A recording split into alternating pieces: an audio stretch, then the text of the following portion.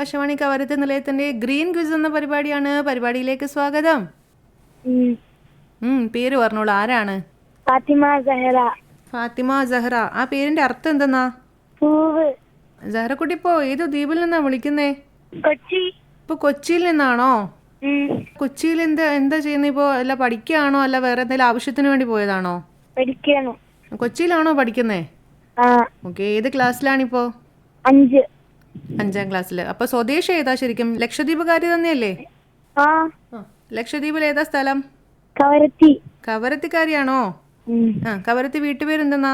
ബൈത്തുൽ Janoub. അത് പുതിയ വീട്ടുപേരായിരിക്കും അല്ലേ? അപ്പൊ തറവാട്ട് പേരെന്തെന്നാ? നെങ്ങമ്മാട്. നെങ്ങമ്മാട്. അങ്ങനെ പറഞ്ഞാലേ നമ്മുടെ നാട്ടുകാർക്ക് അറിയാൻ പറ്റുള്ളൂ അല്ലേ? നമ്മള് പുതിയ വീട്ടുപേരൊക്കെ പറയുമ്പോൾ പലർക്കും അത് എവിടത്തെ കുട്ടിയാണെന്ന് പോലും അറിയാൻ പറ്റില്ല. അപ്പോൾ പിന്നെ എന്തായാലും നമ്മൾ തറവാട്ട് പേര് വെച്ചിട്ടാണ് എല്ലാവരും നമ്മൾ ഐഡൻറ്റിഫൈ ചെയ്യുക. അപ്പോൾ എന്തായാലും നെങ്ങമ്മാട വീട്ടിലെ ഫാത്തിമ സഹറയാണ് ഇപ്പോൾ ഗ്രീൻ ക്വിസിൽ പങ്കെടുക്കാൻ വേണ്ടി വിളിച്ചിരിക്കുന്നത് അല്ലേ? സഹറ മോളുടെ വീട്ടിൽ ആരൊക്കെയുണ്ട്? നാട്ടിലാണ്. നാട്ടില് ഉമ്മ, അങ്ങളെ, മുത്തപ്പ, മുത്തമ്മ, വലിയ മുത്തം, നെരിലിയുണ്ട്, വലിയമ്മയും വലിയാത്തയും ഉണ്ട്. അത്രയും പേരാണ്. ഇവരുടെയൊക്കെ ഒന്ന് പേര് പറയാമോ? പാപ്പയുടെയും ഉമ്മയുടെയും പേര് ആദ്യം ഒന്ന് പറഞ്ഞേ. പാപ്പാടെ യാസർ, ഉമ്മാടെ ഫൈറൂസ. ബ്രദേഴ്സ് ആണോ പിന്നെ ഉള്ളത്? അവരുടെയൊക്കെ പേര് പറയോ? മൂത്ത ആള് സ്വന്തമായിട്ടുള്ള ഒരാളേ ഉള്ളൂ. പിന്നെ മൂത്തോൻ എന്ന് പറഞ്ഞത്? വലിയ മൂത്തോൻ ഷെഹദാദ്. ഷെഹസാദ് എന്ന് പറയുന്നത് മൂത്ത ആളാണോ ഇളയതാണോ? ഏറ്റവും മൂത്തത്. പിന്നെ അങ്ങനെ അപ്പൊ കൊറേ പേരുണ്ടല്ലേ വീട്ടില്. ഇപ്പൊ ഫാത്തിമ സഹറ അപ്പൊ നമ്മള് കവരത്തിയിൽ ഏത് സ്കൂളിലായിരുന്നു പഠിച്ചത്? അതല്ല, സൗത്ത് ആണോ നോർത്ത് ആണോ ഈസ്റ്റ് ആണോ, ഏത് സ്കൂളിലായിരുന്നു? സൗത്തില്. ഓക്കെ. സൗത്ത് സ്കൂളിലായിരുന്നു അല്ലേ? ഇപ്പൊ ഏതാ ക്ലാസ്? ഇപ്പൊ 5. അപ്പൊ 4 വരെ ഇവിടെയാണോ പഠിച്ചത്? കവരത്തിയിലാണോ? അപ്പൊ പുതിയൊരു സ്കൂൾ അന്വേഷിച്ച് അങ്ങോട്ട് പോയതാണോ? പിന്നെ അങ്ങനെ പോയി നിക്കാണല്ലേ?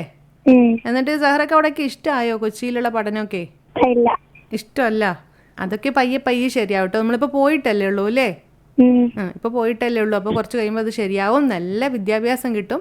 അവിടെ നിന്ന് നന്നായിട്ട് പഠിക്കാട്ടോ. നല്ല കൂട്ടുകാരെ ഒക്കെ കിട്ടും. ഓക്കെ. അപ്പൊ നമ്മളെ ഗ്രീൻ ക്വിസ് എന്ന പരിപാടിയുടെ ഒരു സ്പെഷ്യൽ എപ്പിസോഡാണിത്. അതെന്താ പ്രത്യേകത എന്നറിയോ? സ്വാതന്ത്ര്യ ദിനമായിട്ട് ബന്ധപ്പെട്ട ക്വസ്റ്റ്യൻസ് മാത്രമാണ് ഈ എപ്പിസോഡിൽ ഉൾപ്പെടുത്തിയിരിക്കുന്നത്. അപ്പൊ സഹറ റെഡിയാണോ? അപ്പൊ ഒന്നാമത്തെ ചോദ്യത്തിലേക്ക് പോയാലോ? ഒന്നാമത്തെ ചോദ്യം ഇതാണ്: നിങ്ങൾ എനിക്ക് രക്തം തരൂ, ഞാൻ നിങ്ങൾക്ക് സ്വാതന്ത്ര്യം തരാം എന്ന് പ്രഖ്യാപിച്ച വിപ്ലവകാരി ആരാണ്?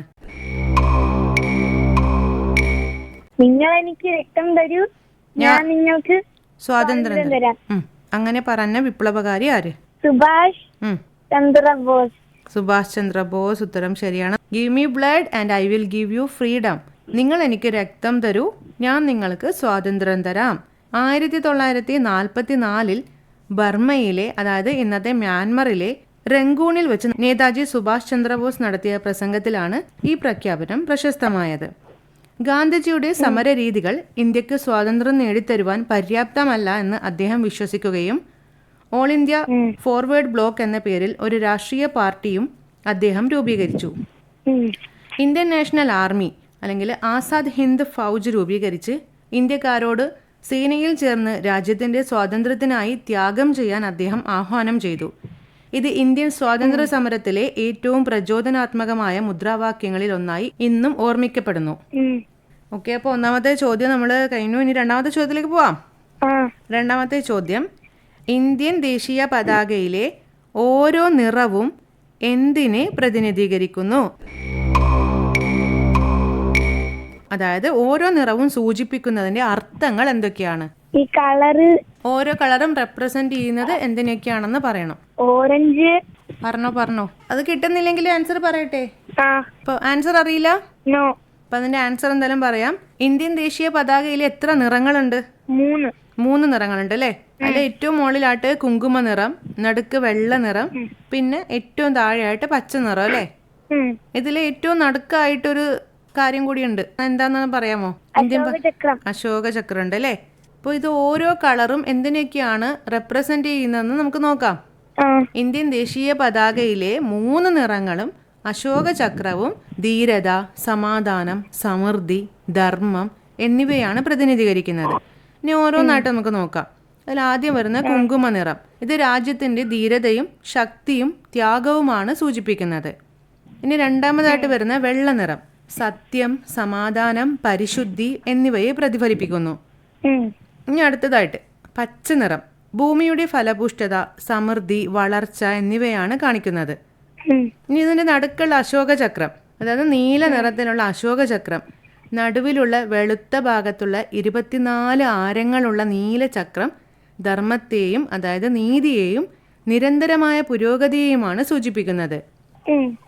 അപ്പോൾ സഹറ അറിയാത്ത കാര്യം എന്തായാലും പഠിച്ചോ? ഓക്കെ. അപ്പോൾ നമ്മൾ ഗ്രീൻ ക്വിസ് എന്ന പരിപാടി നേരത്തെ കേട്ടിരുന്നോ സഹറ? ഇല്ല.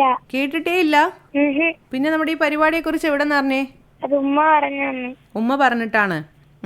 സഹറ നേരത്തെ പഠിച്ച സൗത്ത് സ്കൂളിൽ പഠിക്കുന്ന സമയത്ത് ക്വിസിൽ പങ്കെടുക്കണം എന്ന് പറഞ്ഞിട്ട് ആകാശവാണിക്ക് പേര് കൊടുത്തിട്ടുണ്ടായിരുന്നോ? അങ്ങനെയാണ് നമുക്ക് അറിഞ്ഞത് സഹറനെ. അപ്പോൾ നമ്മൾ ഈ ഗ്രീൻ ക്വിസ് എന്ന പരിപാടിയിൽ 10 GK ക്വസ്റ്റ്യൻസ് ആണ് ഉണ്ടാവുക. ഈ 10ൽ 5 5 കൂടുതലോ ആൻസർ കറക്റ്റായിട്ട് പറയുകയാണെങ്കിൽ സഹറയ്ക്ക് ഇവിടെ നിന്ന് സമ്മാനങ്ങൾ കിട്ടും. ഓക്കെ, അടുത്ത മൂന്നാമത്തെ ചോദ്യത്തിലേക്ക് പോവാം. മൂന്നാമത്തെ എന്തായാലും നല്ലൊരു എളുപ്പമുള്ള ചോദ്യമാവാം അല്ലേ? മഹാത്മാഗാന്ധിയുടെ യഥാർത്ഥ പേര് എന്താണ്? മോഹൻദാസ് കരംചന്ദ് ഗാന്ധി. വെരി ഗുഡ്, ഉത്തരം ശരിയാണ്. മോഹൻദാസ് കരംചന്ദ് ഗാന്ധി എന്നാണ് പേര്. അദ്ദേഹത്തിന് ഈ പേര് എങ്ങനെയാ ലഭിച്ചെന്ന് പറയാൻ പറ്റുമോ? അദ്ദേഹത്തിന്റെ ആദ്യ പേരെന്ന് പറയുന്നത് മോഹൻദാസ് ആയിരുന്നു. പിതാവിന്റെ പേര് കരംചന്ദ്. അതേപോലെ തന്നെ കുടുംബത്തിന്റെ പേരും ചേർന്നിട്ടാണ് മഹാത്മാഗാന്ധിക്ക് എന്തെന്ന് വന്നത് പേര്? മോഹൻദാസ് കരംചന്ദ് ഗാന്ധി. ഓക്കെ. അപ്പോൾ മഹാത്മാ എന്ന് അപ്പോൾ എങ്ങനെയാ പേര് വന്നത്? മഹാത്മാ എന്നാണല്ലോ നമ്മൾ വിളിക്കുന്നത്, അല്ലെങ്കിൽ ബാപ്പുജി എന്ന് വിളിക്കും, മഹാത്മാ എന്ന് വിളിക്കും അല്ലേ? അതൊക്കെ എങ്ങനെ വന്ന പേരാ അപ്പൊ മഹാത്മാഗാന്ധിക്ക്? അവിടെ പറ. എല്ലാവരെയും അവിടത്തെ ആൾക്കാർ സ്നേഹം കൊണ്ടിട്ട പേര്. വെരി ഗുഡ്, ഉത്തരം ശരിയാണ്. അതന്നെയാണ്. അപ്പോൾ ജനങ്ങളൊക്കെ സ്നേഹത്തോടും ആദരവോടും കൂടി നൽകിയ വിശേഷണങ്ങളാണ് അതൊക്കെ. ഓക്കെ, നമ്മളിപ്പോൾ 3 ചോദ്യങ്ങൾ കഴിഞ്ഞു. ഇപ്പോൾ 4ാമത്തെ ചോദ്യത്തിലേക്ക് പോവാം. എവിടെയാണ് ജാലിയൻ വാലാബാഗ് കൂട്ടക്കൊല നടന്നത്? ജാലിയൻ വാലാബാഗ് കൂട്ടക്കൊല നടന്നത് എവിടെയാണ്? ഡൽഹി. ഡൽഹി ഉത്തരം തെറ്റാണ്. അതിൻ്റെ ആൻസർ വരുന്നത് പഞ്ചാബിലെ അമൃത്സർ എന്നാണ്. പഞ്ചാബിലെ അമൃത്സറിലുള്ള സുവർണ ക്ഷേത്രത്തിനടുത്തുള്ള ജാലിയൻ വാലാബാഗ് എന്ന മൈതാനത്താണ് ജാലിയൻ വാലാബാഗ് കൂട്ടക്കൊല നടന്നത്. ഓക്കെ, ഇത് നടന്ന വർഷം 1919 ആണ്. 1919 ഏപ്രിൽ 13 നടന്ന ഈ കൂട്ടക്കൊല ഇന്ത്യൻ സ്വാതന്ത്ര്യ സമര ചരിത്രത്തിലെ ഏറ്റവും രക്തരൂക്ഷിതമായ സംഭവം കൂടിയാണ്. ബ്രിട്ടീഷ് പോലീസ് ഉദ്യോഗസ്ഥനായ ബ്രിഗേഡിയർ ജനറൽ ഡയറാണ് ഈ കൂട്ടക്കൊലയ്ക്ക് ഉത്തരവ് നൽകിയത്.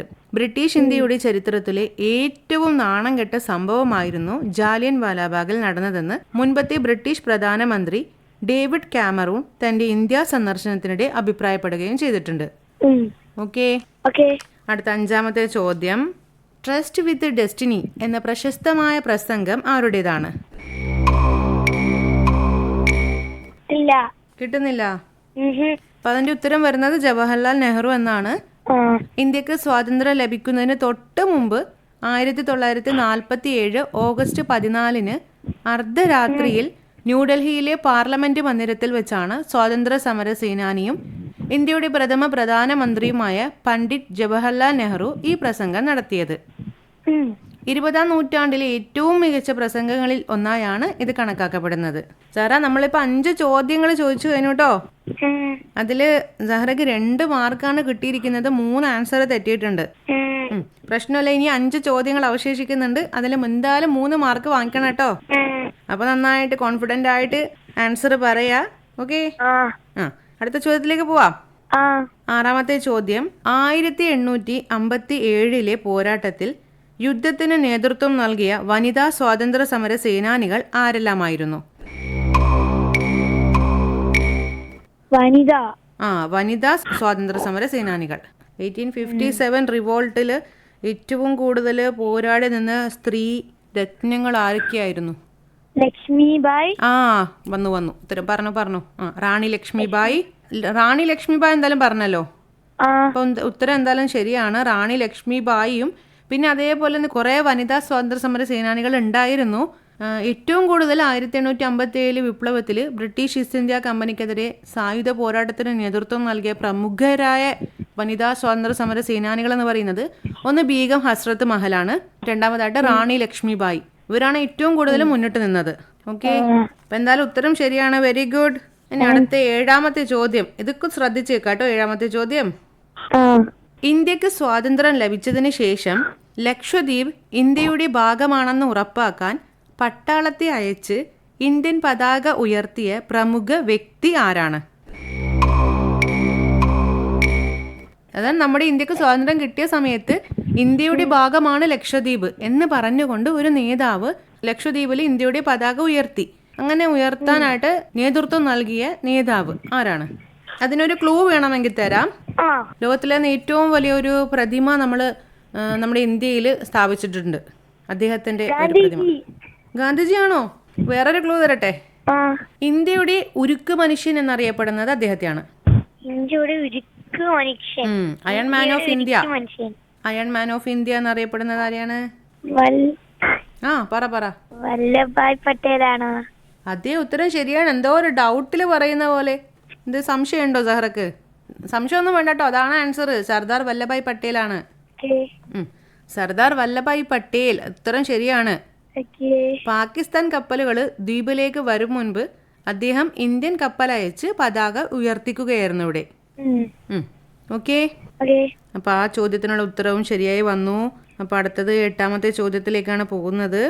8ാമത്തെ ചോദ്യം ഇതാണ്: ഇന്ത്യയുടെ ദേശീയ പതാക രൂപകൽപ്പന ചെയ്തത് ആരാണ്? Who design the Indian national flag?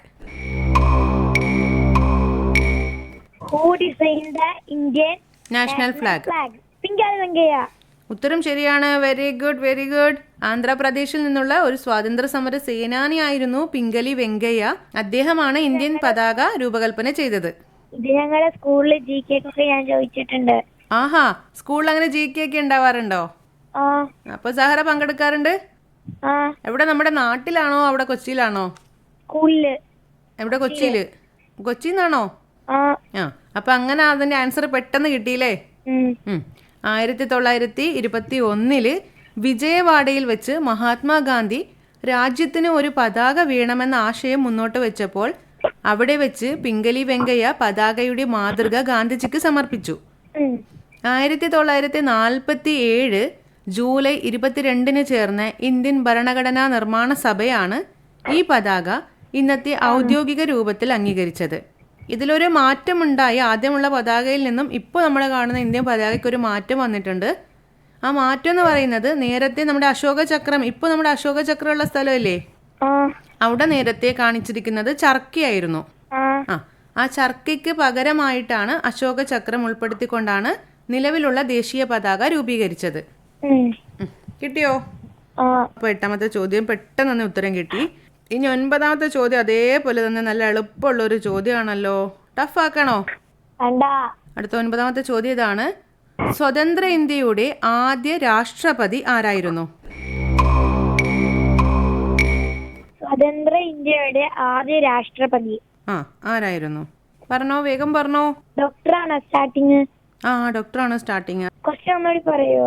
സ്വതന്ത്ര ഇന്ത്യയുടെ ആദ്യ രാഷ്ട്രപതി ആരായിരുന്നു? Who was the first president of independent India? Doctor Rajendra Prasad. ഉത്തരം ശരിയാണ്. Very good, very good. ഇനി അവസാനത്തെ ഒരു ചോദ്യം പോവാല്ലേ? അവസാനത്തെ ചോദ്യം ഇതാണ്: ഇന്ത്യൻ സ്വാതന്ത്ര്യ സമര കാലത്ത് പ്രചാരത്തിലുണ്ടായിരുന്ന ജയ് ഹിന്ദ് എന്ന മുദ്രാവാക്യത്തിന്റെ അർത്ഥം എന്താണ്? ജയ് ഹിന്ദിന്റെ അർത്ഥം? ജയ് ഹിന്ദിന്റെ അർത്ഥം എന്താണ്? ഹലോ, ഉത്തരം കിട്ടിയോ? കിട്ടുന്നില്ല. ഉത്തരം പറയട്ടെ എന്നാ. ജയ് ഹിന്ദ് എന്ന് പറഞ്ഞാൽ ഇന്ത്യക്ക് ജയം, അല്ലെങ്കിൽ ഇന്ത്യ വിജയിക്കട്ടെ എന്നുള്ളതാണ് അർത്ഥം. ഇതിൽ ജയ് എന്നാൽ വിജയം എന്നും ഹിന്ദ് എന്നാൽ ഇന്ത്യ എന്നും അർത്ഥം വരുന്നു. പിന്നെ ഒരു കാര്യം കൂടി ഇതിൽ പഠിക്കുക. ചെമ്പകരാമൻ പിള്ളയാണ് ഈ മുദ്രാവാക്യം ആദ്യമായി രൂപകൽപ്പന ചെയ്തത്. പിന്നീട് നേതാജി സുഭാഷ് ചന്ദ്രബോസാണ് ഇത് ആസാദ് ഹിന്ദ് ഫൗജിന്റെ ഔദ്യോഗിക അഭിവാദനമായും മുദ്രാവാക്യമായും വ്യാപകമായി പ്രചരിപ്പിച്ചത്. സഹ്റ, നമ്മളിപ്പോ 10 ചോദ്യങ്ങളും ചോദിച്ചു കഴിഞ്ഞു കേട്ടോ. അപ്പൊ എത്ര മാർക്ക് കിട്ടിയെന്നുള്ള അറിയോ? 6 മാർക്ക് കിട്ടി. കൺഗ്രാറ്റുലേഷൻസ്.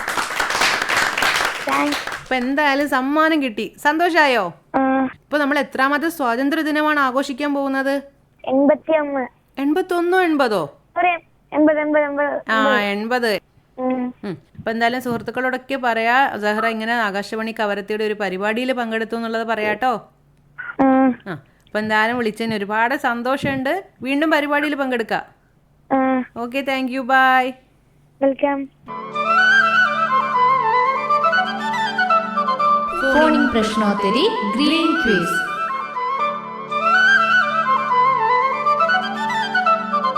ഈ പരിപാടി നിങ്ങൾക്കായി തയ്യാറാക്കിയത് ഫസ്ലീന ബീഗം, ഉമ്പിയപ്പുര.